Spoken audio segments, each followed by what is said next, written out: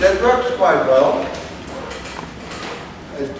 You can just do this, and you get approximations which are formal, as we have done, but as I told you, one can prove that they are real mathematical approximations. So that's very impressive, because we are talking about linear differential equations with variable coefficients. So remarkable that you can approximate these solutions arbitrarily close. And that's very important for a number of applications. For instance, also in other fields like probability theory, where this kind of equation arises. Now, what I have intended with chapter 6 is something different. In chapter 6, I have looked at nonlinear problems. And it's really a collection of examples. And the idea is to find out that there are so many exotic, strange phenomena, and you make it nonlinear. It's really very much different. So the first chapters are systematic, and the chapter after this, chapter 7, is also systematic, and after that again systematic. But this chapter is the only one which is not systematic. It's just you go into the jungle and you see all strange exotic beasts, and you say, what is this? What is all this? There I see a varan, and there I see a bird, and there I see a monkey. And so the chapter which I'm discussing today is just monkeys, varans, birds, and things which I do not understand, or maybe understand a little bit. So that's the idea, is to make you aware. What is the reason for this? Well, partly fun. Mathematics is also fun, you should not forget that. But apart from the fun, it should be make aware that if you have nonlinear equations, that things might be very different. And I could have given more examples.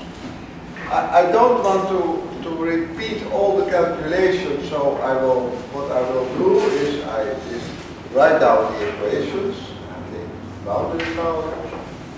It's nearly all all of them, 2-point boundary value problem. And then maybe take the solution from the book, because I'm sure that if I do this on the blackboard, it will be misstated. So it's better to write down this, if it's necessary, to use the solution. Anyway, let's start with the first one. The first one is really the second order equation of the type you have seen before, but in this case it is nonlinear, and all this, I think nearly all of them are on 0, 1 with initial value alpha and beta. Sometimes it's 0. In this case, it's alpha beta. The boundary values. Now, I see immediately a problem with this, because what I want to do is to do the same thing which I've done before. It was so successful. That is, start with a formal regular expansion, and then maybe subtract or not subtract, but then find that you cannot satisfy all the boundary values, and then localize, etc. We try to do the same philosophy.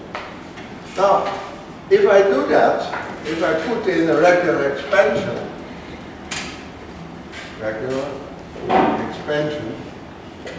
now the first thing, of course, the first equation is always just putting epsilon 0, so that is d phi not squared plus 1 is 0. Now, you see immediately this has no solution. So, we run immediately into trouble. This has no solution. Because this is the sum of two squares. And, yeah, I cannot, maybe you can solve it, but I cannot. You can solve it in the complex domain, but not in real. So, what should we do? I don't know. Well, I know one thing. Accidentally, I can solve this equation exactly, and then see. You can solve it, and then see what is the problem. Suppose you divide the x equal to y, and you get the equation dy dx is y squared plus 1. Right? And you can just integrate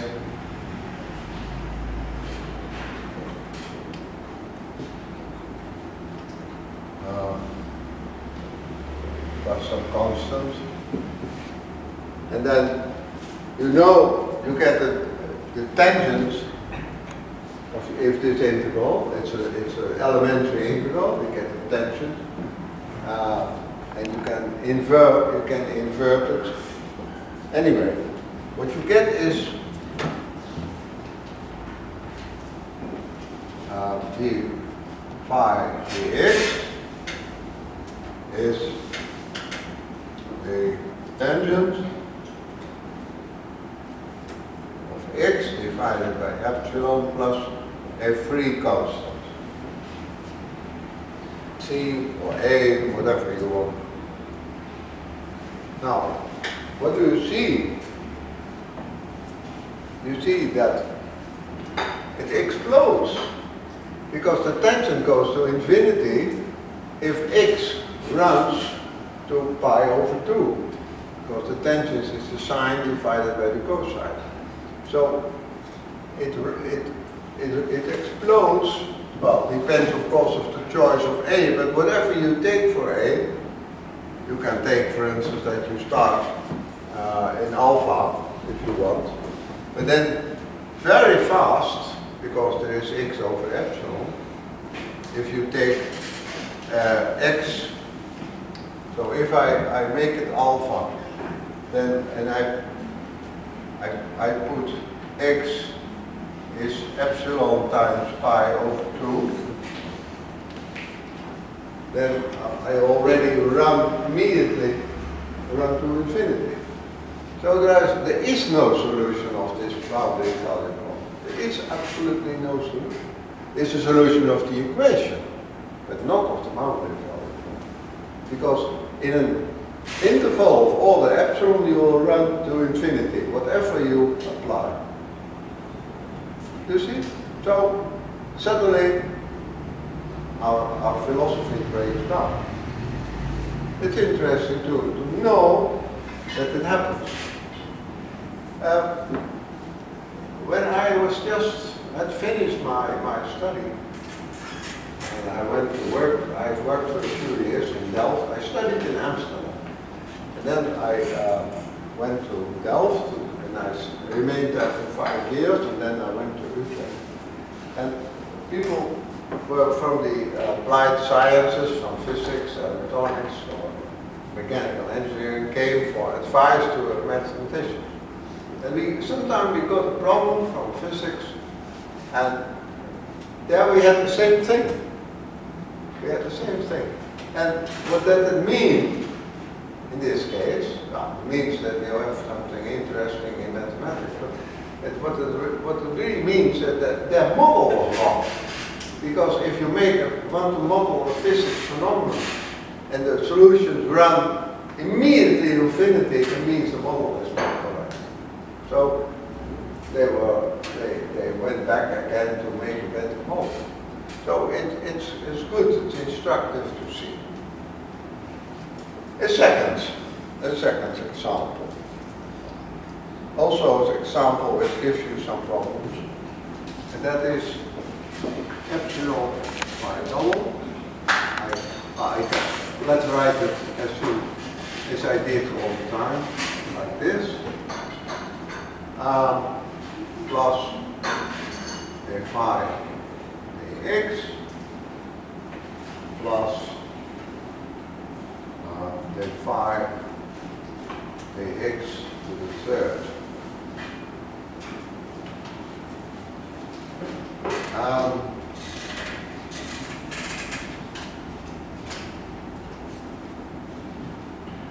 Yeah, I can, this has to be 0 of course. And it has the same boundary value problems, boundary values. So, what can we do with this? Well, again, you can write it in these terms. You can plug in the phi dx and y, and you get epsilon to y dx plus y to the third is 0. And you can simply integrate this. It's simple to integrate this. And it works. And you can even do something with it. I will not go through the calculation as I announced, but I'll give you the answer. There are two possibilities,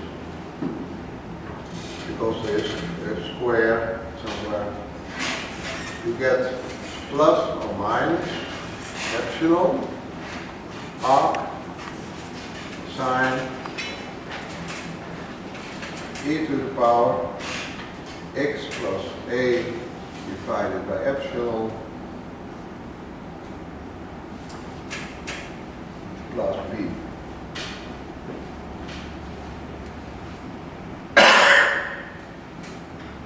Now, what can you do? You can apply one of the initial of the boundary values. For instance, if you put x is minus a, no, if you put a is 0, then they will have a jump here, a boundary value kind of thing. But it doesn't matter because the arc sine is always bounded. This is a function which is always bounded, right? It's just the arc sine. So it's on 0, 2 pi. But it is order epsilon. Oh, okay. And then you have a other free constant here. So you can, for instance, say, well, I take care that this starts at 0, and I take for b, I take the alpha, or I take the beta, whatever you want. The variation of the function is only order epsilon. The variation around b, because this is bounded, whatever, this is not exploding. It runs very fast to say the interval 0 to pi, and so it goes on and on. But the variation is also only order epsilon. So this will only be possible if alpha minus beta is order epsilon. And even really not bigger than epsilon itself. Yeah? So for general boundary values like alpha and beta, you can have solve them, but you can only solve them on very special, well, very small together boundary values. So that's not so interesting. So there are two examples of it. In this case, there is no solution at all. And here, you have only solution in a very special case where the boundary values are different, not more than epsilon. And you can do it. So, it's not what we want. I don't like it. I will go to another example, and that is an example where I can do more, where I can, this is a kind of pessimistic result, but it's good to know, of course. So I'll go now to another example, and this is an example where everything works as always. And that is the equation where we have here phi to the power 3. So it's a nonlinear boundary value problem, and I have taken here, it's better to specify the initial conditions because the treatment depends on the, you can treat it for any initial condition, but it depends on the initial condition. So I take in this case alpha is 1 and beta is 0. Not initial boundary.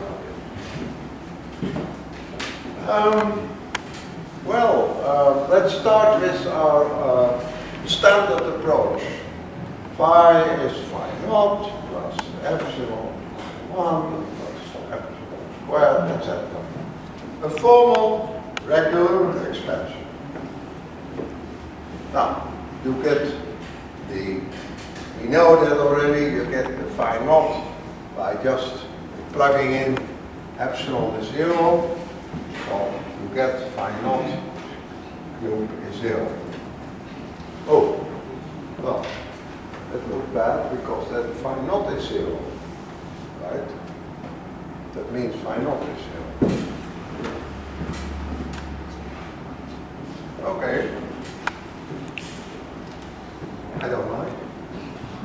But, I'm starting to mind because the same thing will, if this falls out, the same thing will happen here.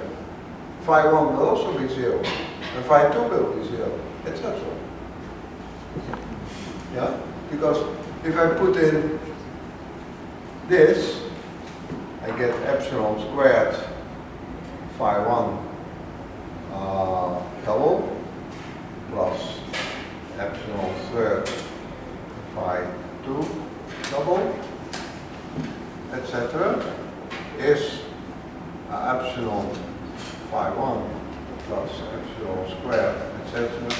to the power 3. Well, what will be? There will be no solution for phi 1 except 0 from this. If you look carefully at it, you will see that.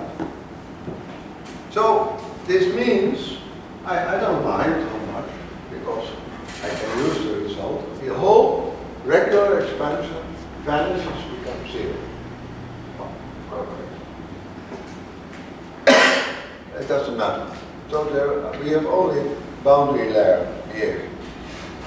But I'm quite happy, and I did this on purpose, I'm quite happy because I took the right boundary condition 0.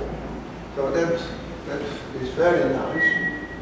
So this suggests that I will have a jump, if this is 1, I will have a jump here, and then the behavior very close to 0. That's what the result suggests, isn't it? Because I satisfy automatically with the regular expansion the 0 boundary. So this is what it suggests. I integrated the equation. Well, let's first let's just find what the boundary layer variable is. We take psi, again, it's x divided by delta epsilon, and that gives me very simple the equation epsilon delta squared, and let's call it then psi because it's dependent on psi. This psi power 3. So you see immediately with your experience of the last few days that delta should be taken for a significant degeneration. The square root of epsilon. And the equation, which, well, what I want to do is start with psi is psi naught, psi plus epsilon psi 1, psi, oh no, square root of epsilon times psi 1 psi, and then epsilon, etc. This would be the regular expansion in the boundary layer variable. And it's just the idea which I did with the linear equation. But then I find the equation for psi naught. It's coming from the transformed equation. Oh, I should be a second here. You should have corrected me, right? Second order. I find that this equation is the equation for the first term. And that's a little bit disappointing because that's the original equation without the epsilon. Well, unfortunately I can solve that. So I could have started immediately with solving it, but I didn't want to do that. I wanted to show that you start with the same procedure, try to find a regular expansion, and then introduce boundary layer variable. But what you see then afterwards, that in fact I cannot solve this problem unless I can solve the same equation. I can do that. That's not so difficult. Let's first consider I multiply with that psi naught being psi.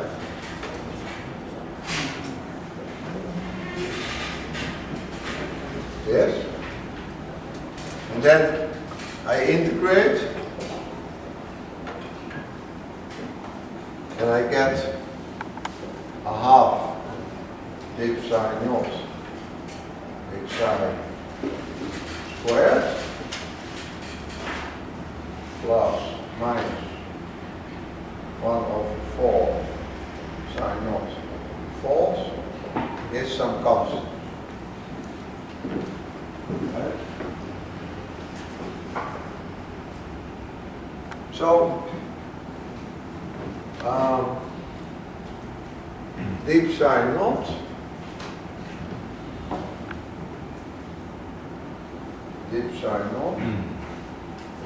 psi is equal, well, I put this to the right hand side, I get the square root plus or minus 2c, well that's again constant, so that doesn't matter, plus a half psi naught to the fourth.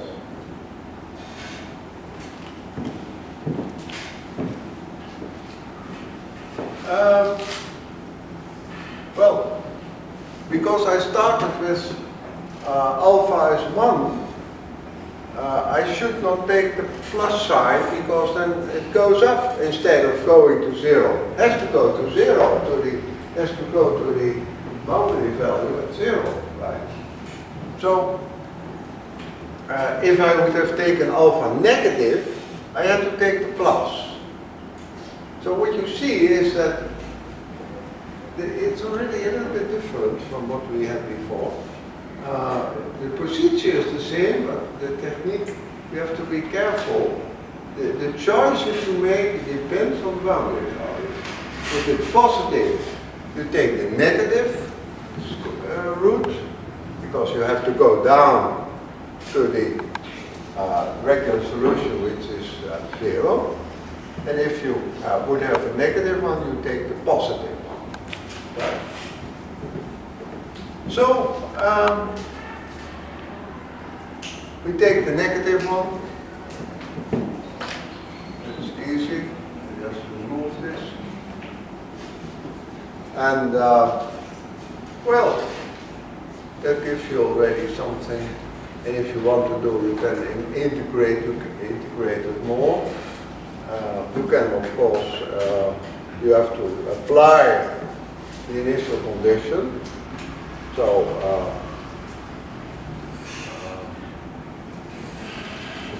well, you have to know, for instance, that if you go down, if you go, we match, that means that if you take the limit of psi goes to infinity of psi, that it is 0, because the regular solution is 0, the regular expansion. And it is 0 to all orders, but it means that also the derivative that is a result from analysis, that also the derivative has to go to 0. We know, of course, that if you have a solution, it's subtle point. If you have a solution which goes to 0, then it might go oscillating to 0. And the derivative is not necessarily going to 0. But in this case, it is 0 to all orders. So we require also that the derivative goes. So C has to be 0. And that's because of this condition, the matching condition, right? Is that clear? So you see, you have already, although everything goes on as before, you have still some subtle differences, and you have to think again. Well, you have to be awake. Now, so that then it becomes simple. Then I can draw this square root. So I get the sine of squared divided by the square root of 2, and then I can integrate again, and I can apply this condition, and I have the final result.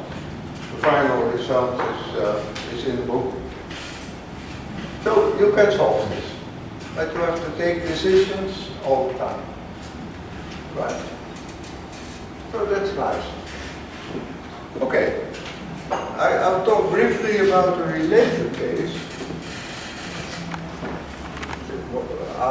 What I take for the boundary values, we'll discuss this later. So this is the alpha, beta boundary value. Now, what you find again, that if you introduce this, you find phi naught squared is 0. So again, there is only the 0 solution. So, and the second one will also be 0. So it's the same story. The solutions are just the regular solution is just vanishing, is just 0. Okay. So that is the same. But I can do also this analysis, and I also will find again that the psi, the delta will be the square root of epsilon. Of course, I will have here psi squared. What's the difference? For the degeneration of the operator, I find again this. You will see that. You see that. But that's also the same. And still, it's different. Why is it different? Because there is here a phi squared, which is always positive. That means that in the boundary layer, the curvature will always be positive. The curvature of the orbit will always be positive. And if I take alpha negative, for instance, if I would, for instance, say, again, this is 0, so I expect here the regular solution, which is close to 0, and I take alpha negative. And you see, because of this positive curvature, I cannot go back to the x. The solutions are only common. So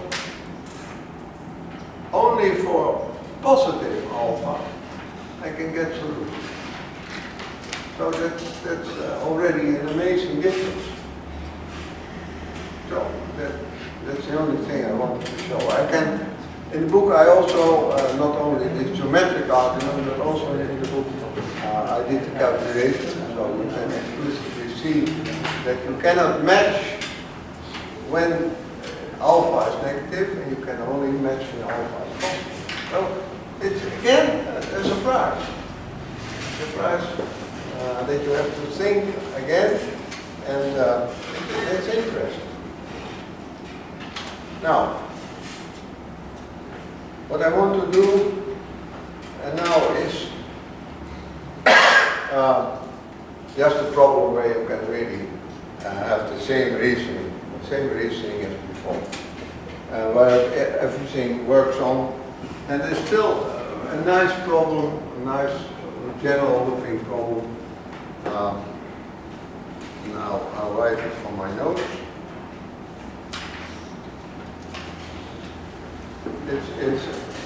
It's quite general. A1x is just a smooth function.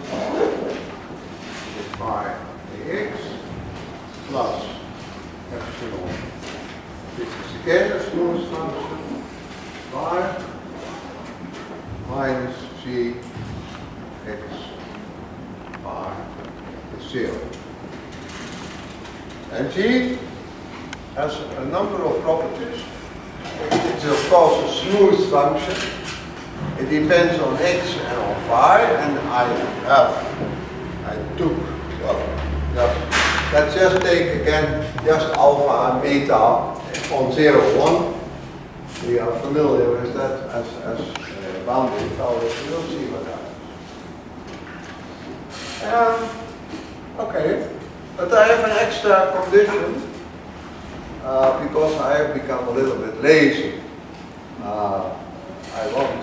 I was quite happy that this regular condition, the regular expansion is 0. I like that because that saves me a lot of calculations. So I've been a little bit late. You can do it when it is not 0, but then you have to subtract and etc. So as I said, I make it easier. And that happens when I take this is 0. So g is of the form, say, a function of x times phi, or phi squared, or phi squared plus phi cubed, or whatever. But it is so that if you put phi as 0, that you get 0. Right? So any function of x times a polynomial in phi is polynomial without the constants, so that if you put phi as 0, it vanishes, that will do the trick. Or sinus phi is also good, sinus phi, whatever. So it's still, and also it is not a real restriction, because if you do not assume this, you can still do the calculation, but you have to do it as well. Okay, so I put in this expansion, as always, because I have to check what's going on. So what I get is, you see it already, this is 0, right? So that means that, I just said phi naught is 0 solves this, so that means phi naught is 0. So I get the same thing as before, and again phi 1 is 0, etc. So regular expansion vanishes, that is, that means it is just all zero. Okay. That is as a power series in epsilon. There may be, of course, in the regular expansion other terms, exponential terms, exponentially small terms, but the regular expansion.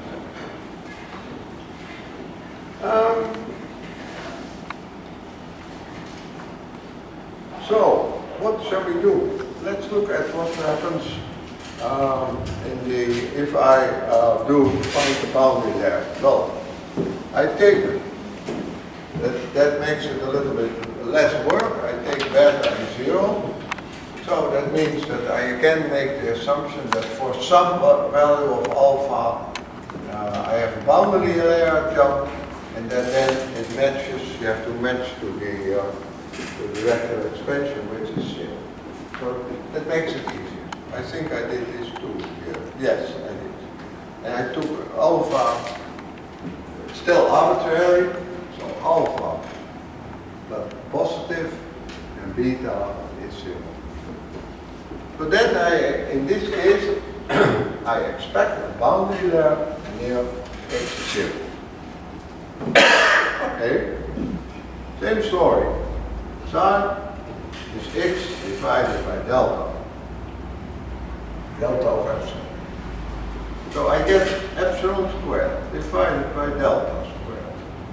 The second, I call it now psi because the function depends on a different variable, psi,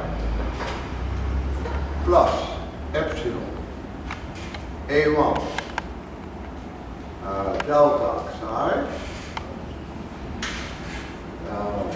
divided by delta psi plus epsilon a naught delta psi phi minus g delta psi is 0. That's, I do this explicitly to show that for this nonlinear problem you do really the same things. Now, when you look at this, you see that what is a significant degeneration? When do you have most terms? This term will always be smaller than this one because you divide by delta squared. So this just is in the 0 order is not there, and this is even worse. This should not be a square, right? Be an epsilon. Sorry. So when you keep the significant degeneration, that you keep as much information as possible. So that means that you take for epsilon divided by delta squared just 1, because then you keep also this term.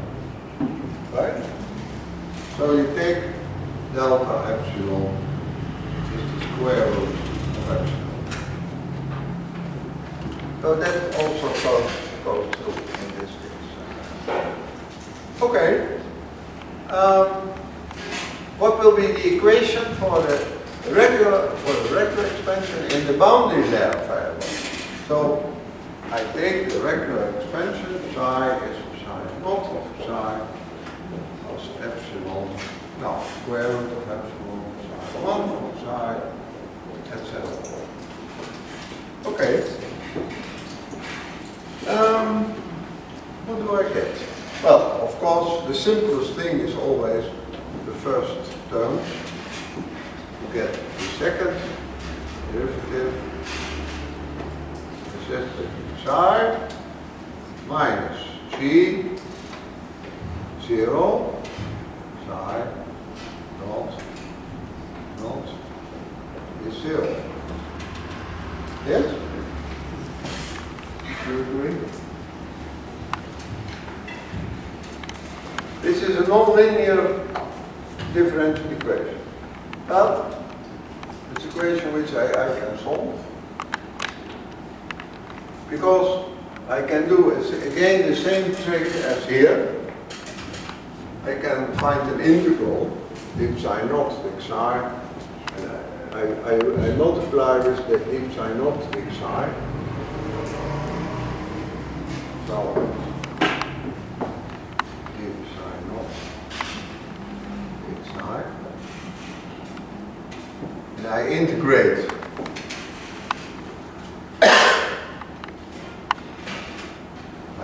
I promise you not to do too many calculations on the blackboard, but I call this doing not many calculations, right? So, I get a half psi naught xi squared minus. Well, I have been rather fake about z. It has the property that it is a smooth function and that it is zero if you introduce phi as zero. But more I don't know, but because it's smooth, the integral exists. So I introduce the integral from 0 to psi of g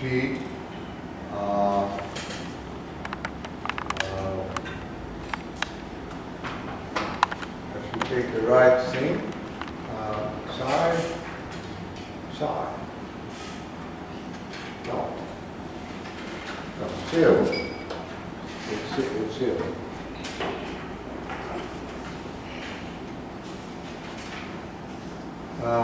And well, this has been a dummy variable. So I call this capital Z of psi. So I take just the integral exists and I call it capital Z. Okay. So for any small z with x is 0, you can find the integral. It exists. So I find this is some constant. I don't know how I called it. I didn't write it down, but it is some constant. Yes? And what I find is that d psi naught xi, that is the plus or minus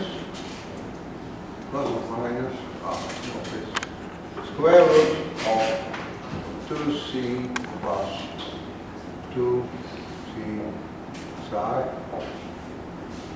explicitly. Yes? Everybody still agrees?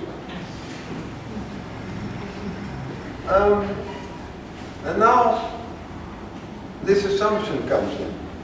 That again we have that the choice of the solutions of the boundary layer solution depends on the boundary value. If I take alpha as larger than 0, then I have to take the minus solution. It has to go down. It has to go down because I want to go down to 0. Right? So I take the minus. So the matching is only possible if I take minus. So this is a basic thing, it depends on the value. Right. So that's in fact what comes out of it. And I can go on to integrate this, and that depends of course on the G what you have. You can just go integrating.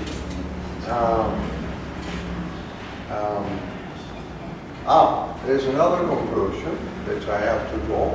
because the regular expansion vanishes completely, I have the same thing as I had before. That is that it has to go smoothly to the axis. So I also suppose that I have to take this zero, constant zero. Now, at this stage, I cannot go further because I have to integrate this, but I cannot do this without knowing more about G, right? Yes? So at this point, I have to stop. But I know I can go on. I can go on if I make the G more explicit, an explicit function, and then it works out. Well, you find a little bit more details in the book, but not so many. If you would have taken alpha smaller than 0, then you have to take the plus sign.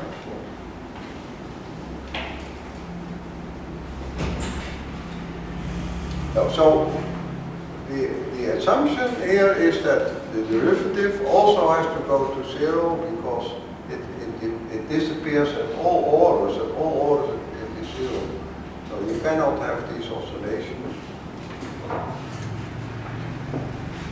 Okay. So you see, the nice thing is that if you want to make a more precise calculation, it's no problem. You just expand these coefficients and you expand G, and then you get more sort of equations and so on. But it all goes on. So you have a very general linear operator here, and a non-linear term here, and it just goes on. Now you could also put a derivative de phi dx here, but it is dangerous if it is non-linear.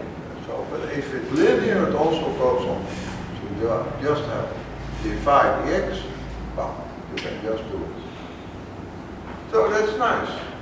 It turns out it is not all exotic with wild monkeys and wildflowers. It's also just standards. In this sense that some problems like this are standard, and what we have learned is also applicable. Let's see, I want to do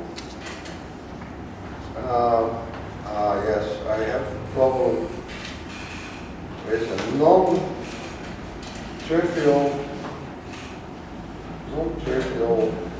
regular expansion. I thought it was a little bit boring to have only trivial regular expansion. You would say, you are becoming lazy, the third series of lectures. So I want to show you a case which is non-linear, but it's a non-trivial thing. And we learned it's not only to have a different calculation, but also it gives you an eye, it gives you a side of a different type of matching. So let's do that.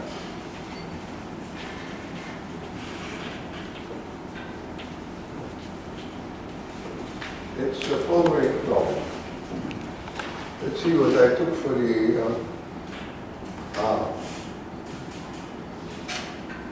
yeah, okay. I took again beta as 0. And it's worse. I took alpha as well. So you will say this is no fun because everything alpha is now 0 and beta is 0. So if everything is 0, you will have nothing. But it's not true because the regular expansion does not change. And this is the equation. Epsilon, of course. The second phi is squared.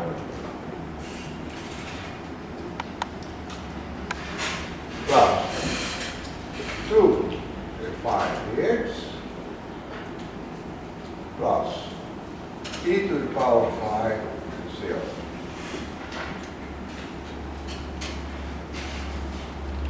Well, that's a wild guess. Exponential function. And I put in, of course, first a regular thing. Phi is phi naught plus epsilon phi 1, etc. What do I find? Well, for the first order, I find 2 times the phi naught dx plus e to the power phi naught is 0. Oh, that's nice. That's the first order equation. I can solve that. It's no problem. I've written down the solution. The solution is phi naught x is the logarithm of 2 divided by x plus a.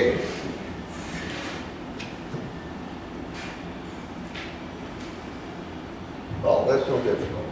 You can just find this.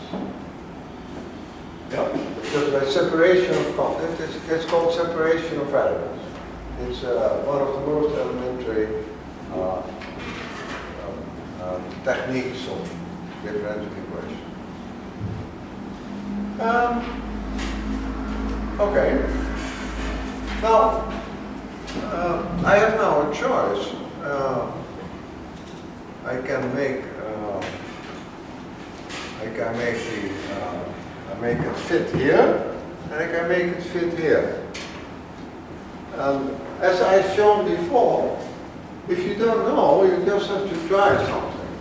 And if it works out, it's okay. And if it doesn't work out, you try the other choice. Right? Now, with a non-linear problem, you don't know if this will be successful, but in this case it is. I suggest, because I have done this problem before, you take this condition. So I take A is 1. So I've determined, I fitted it with the right boundary condition. If I take A as 1, I get a logarithm of 1 in x is 1, and it will be 0. Okay. If I want, I can calculate higher order terms. I'm not doing this at this moment because it's only more work without more information. Now, what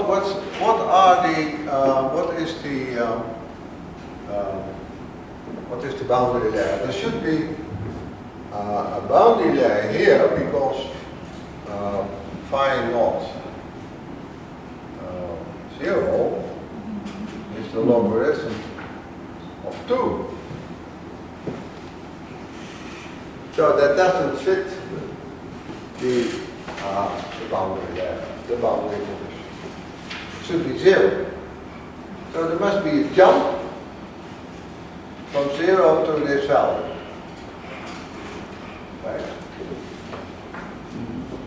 Because 0 is what the solution, the real solution is. But it should connect, it should match with the regular solution. And the regular solution starts with this, plus smaller orders. So it should jump to the logarithm of 2. Yeah?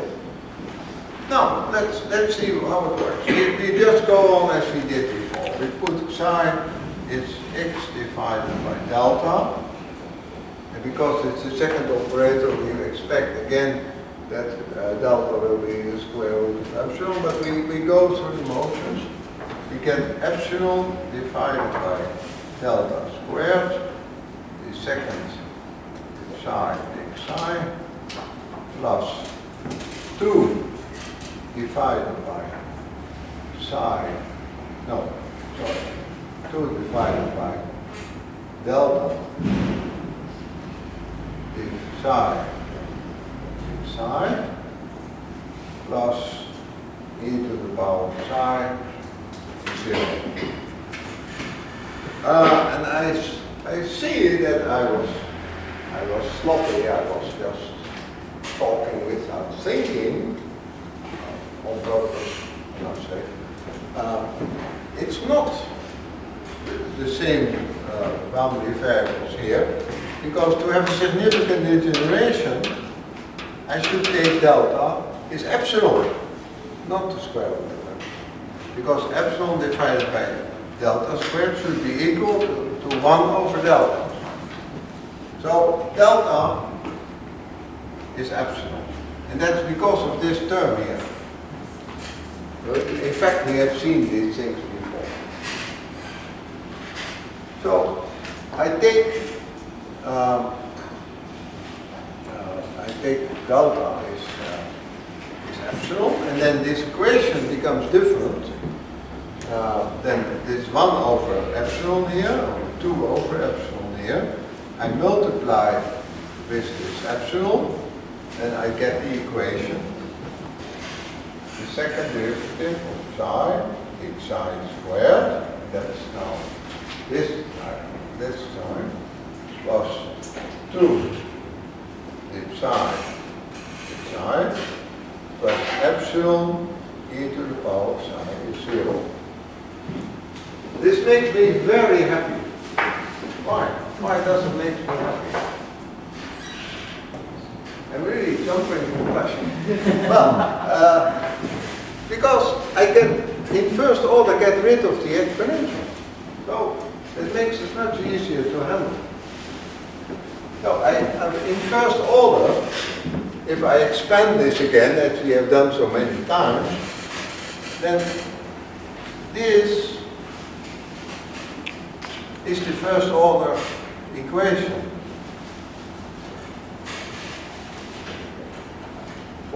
for the expansion of the boundary layer.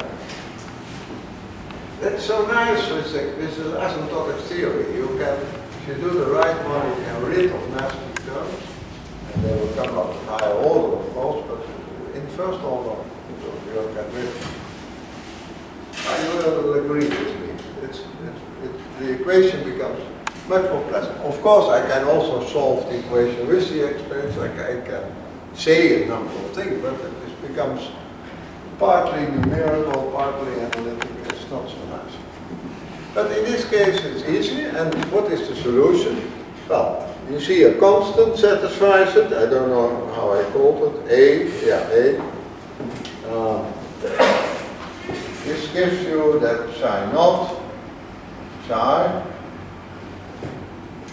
That is a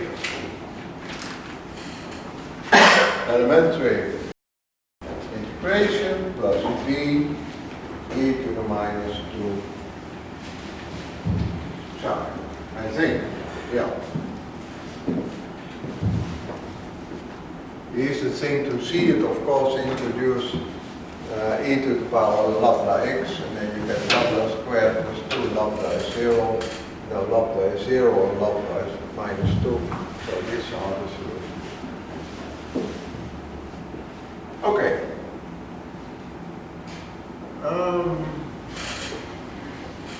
Yeah, how do I do this? I have no notes here, but maybe I have to think.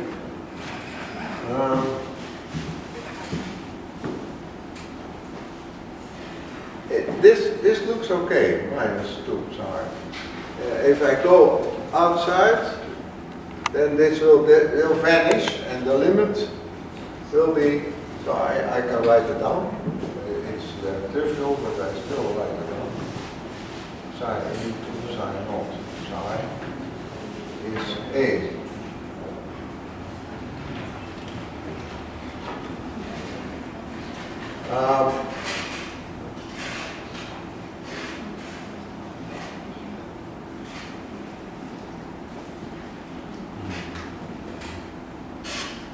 What do I want? What I really want is that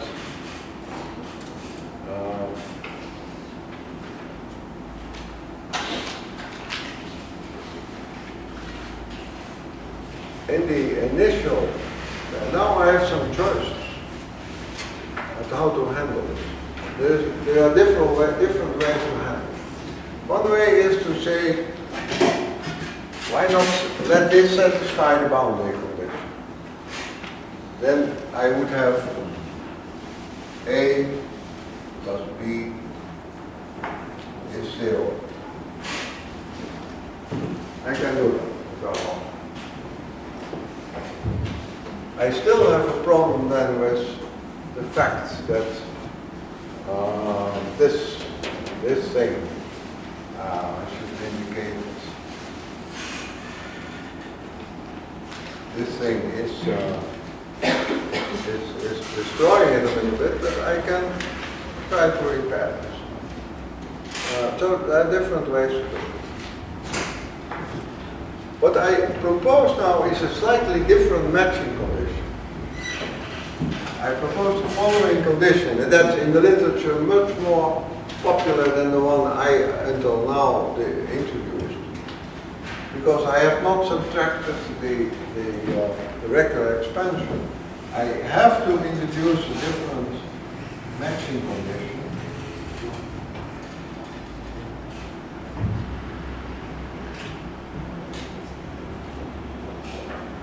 The limit x goes to 0 of phi naught x. So this is a new thing. Instead of, because I have not subtracted the regular expansion, I have to introduce a new matching condition.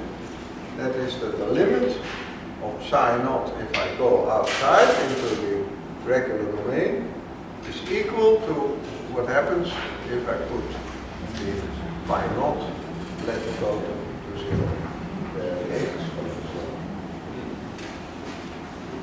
I have talked to pure mathematicians who became very upset when they saw this, because they said, you're using this function where it is not valid, and it must be equal to this function which is also not valid there.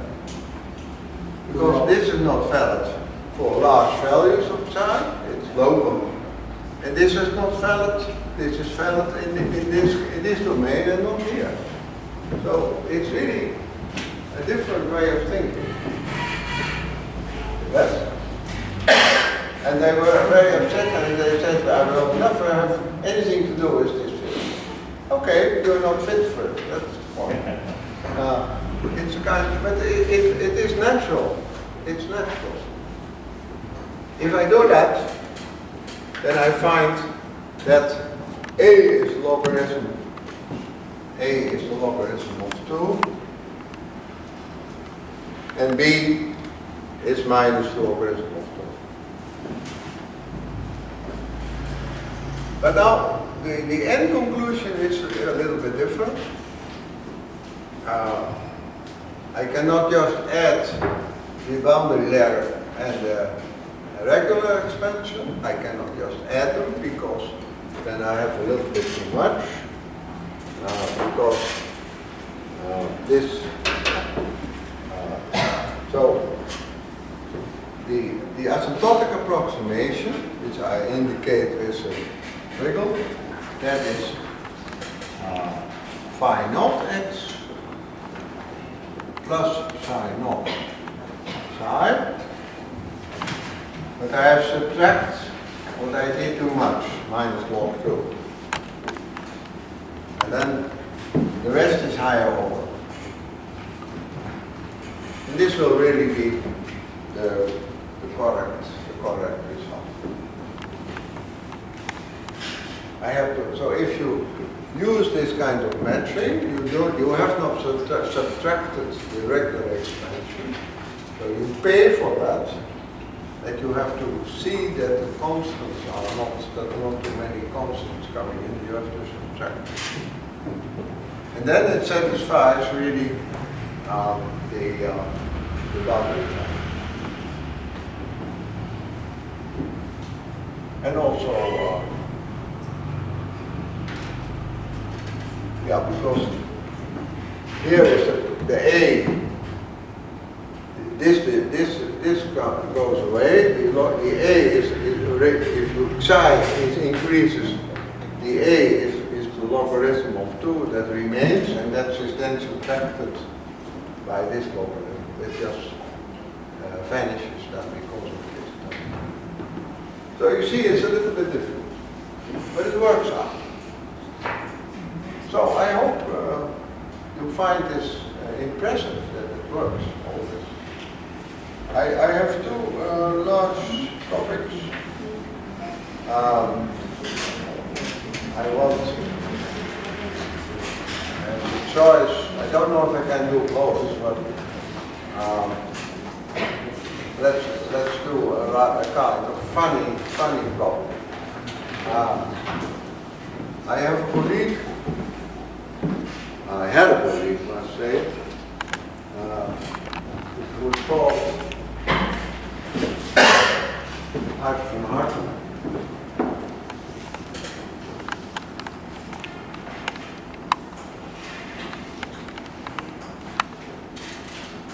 And unfortunately he died. That was very tragic, but he was, I mention him because he was very inventive. So he always thought of ingenious things, really things most people could not think of. And I kind of honored him, not all, partly because of the fun he produced, but also because of his personality, and that's in an appendix. In the appendix, I discuss quadratic singular perturbation problem, that is with quadratic nonlinearities.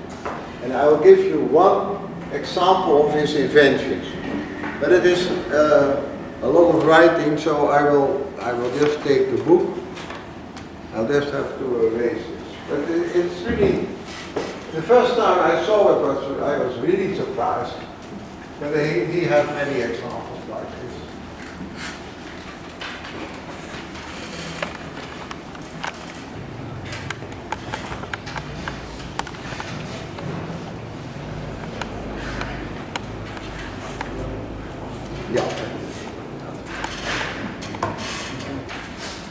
It's a simple looking equation, but that's always very deceptive.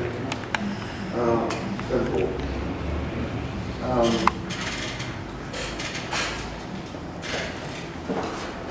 It's this equation. Epsilon, the second derivative, phi squared minus phi x minus phi x plus 1 is 0, and we take phi naught is alpha, but alpha between 0 and 1 for some reasons. It's not essential, but that will be k, and phi 1 is 0. Okay.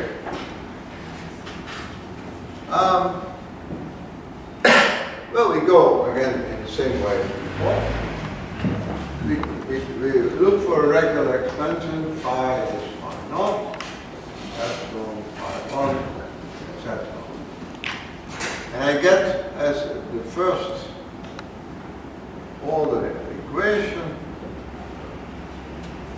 this.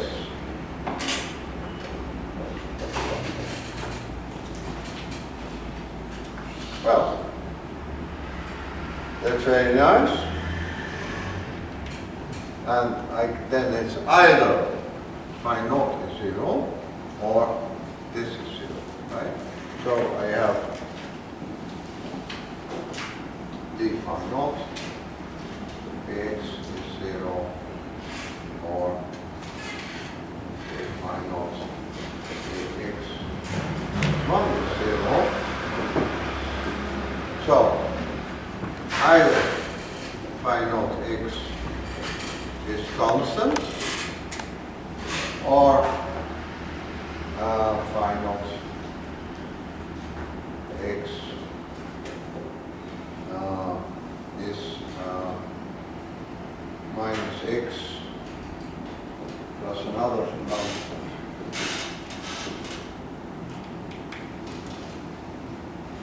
Yeah, that's it. So,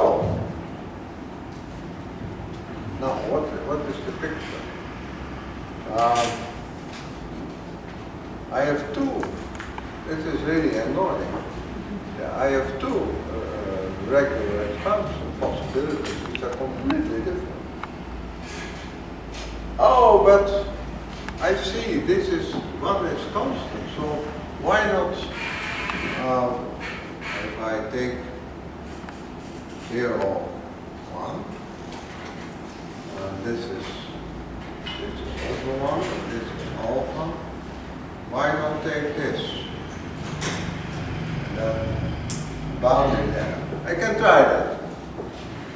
That would be natural. Yeah, I can do that. Well, there are of course other possibilities. I could not start here because then I would run in this direction, but I could say this is, let's say this is alpha. I could start here because I have to go to 0. So like here. This is supposed to be a straight line. And then a boundary layer here. That's also a possibility. So what I could do is just try all these possibilities. Well, in fact, in the book I have 6 possibilities. Because I could also, for instance, another possibility is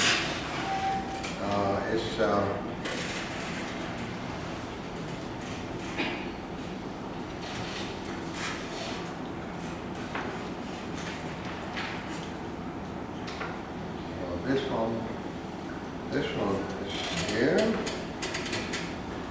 Well, another possibility is to go, this is alpha, I will pass it, and then I go straight to constant. That's also a possibility.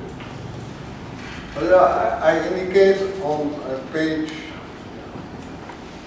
70, six possibilities, all kinds of combinations you can make.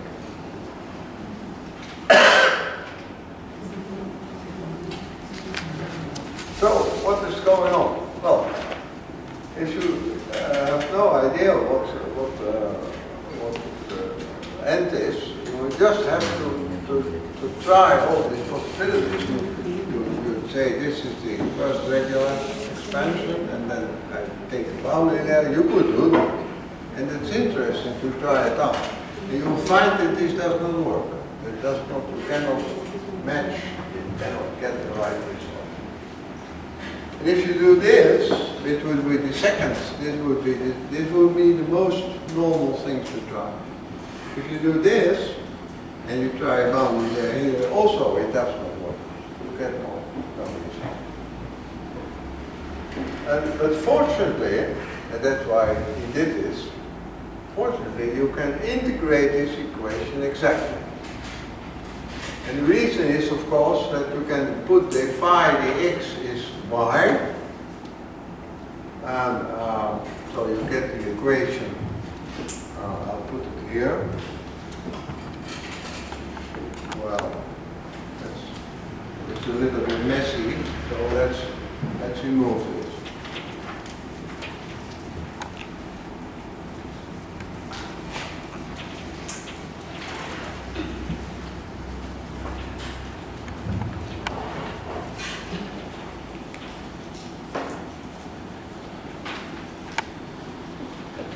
So let's, you can say this epsilon dy dx, so y is d phi dx minus y because 1 is zero. And just with separation of variables, you can integrate this. You see this immediately. It's elementary thing. And then you can integrate again, and then you can apply the boundary values, and you get the exact solution. And what is the exact solution? That's the following expression. Phi epsilon. So where is it? 1 plus e x minus 1 plus alpha divided by epsilon minus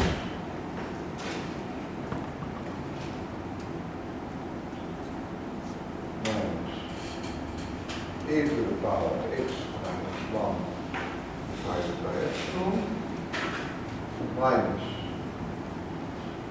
e to the power of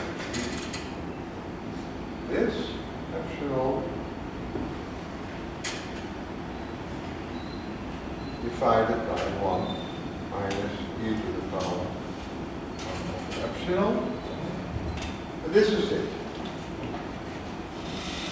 Now, you can simplify it, and I did this, I will not write it down. You see immediately that you can just neglect this. If you make an expansion of the phi, this is exact. You can neglect this as an exponentially small term, and you can take things outside and you can play around a little bit, and it becomes a little bit simpler. But what it comes down to that this is, if you look at what happens in different domains, it comes down that this is the right approach, which you cannot expect.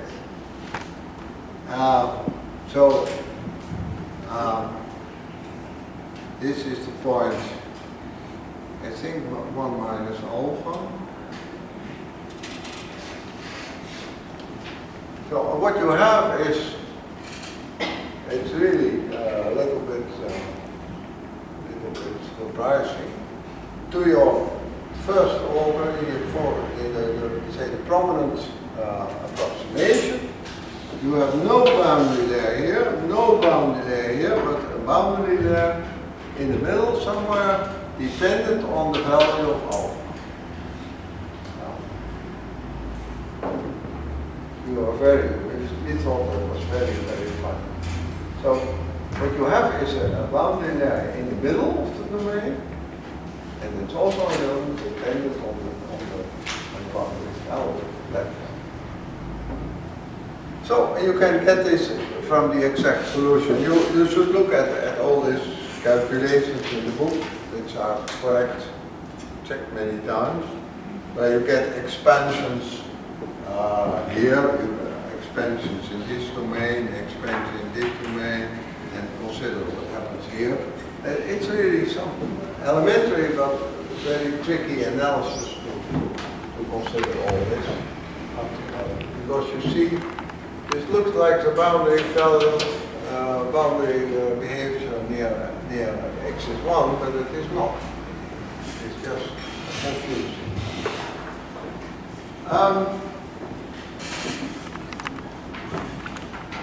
So, I don't want to go into the expansions, but I think it's very surprising that you have such a simple thing where this kind of thing happens. We also considered, of course, other values of alphas and also values of betas, but then you get other complications. You still have to use the exact solution to conclude that there is probably sometimes no solution and sometimes a different solution. And it makes no sense to go into all these cases, because it's just a mental exercise to see that something unexpected happens. There is still another topic which is on 6.4, section. I think I will not do this now, because I have shown already so many different phenomena that you will be a little bit dizzy from all the different phenomena. And so last 7 minutes, you have to really to recover from this. But you will, I think, well, for me it's fun. I learned a lot, but of course, like you, I took some time to first learn the standard theory, and I helped to develop some of the standard theory in my thesis a long time ago, 500 years ago or so. And then at some point, this was a close colleague of mine, we even shared a room. The fun started from what kind of things happen if it is nonlinear. And so the chapter of this, I think it's necessary to have this chapter. It's not standard, but you have to be aware. For instance, maybe that is the last remark. I did with a colleague, Paul Segeling from my institute. I did a boundary value problem, nonlinear, and it worked, but we were not happy, so we looked better at it, and we found there were two solutions. There were two solutions. And one solution was something like this, just going from one side to the other side. But the second solution, which we first did not find, became large with epsilon. So it was something like 1 over epsilon or whatever. I forgot what it exactly was. But it was the second solution which had a jump up and down. It's kind of peak, kind of round average. And so that was again surprising, especially because this was a physical equation. It was a real model of a physical equation. It has these two solutions. So that happens also in models. Okay, there are quite a lot of exercises, so I think you should just start with the first one and try the second one, etc., and see how far you can go. Let's have a short break first.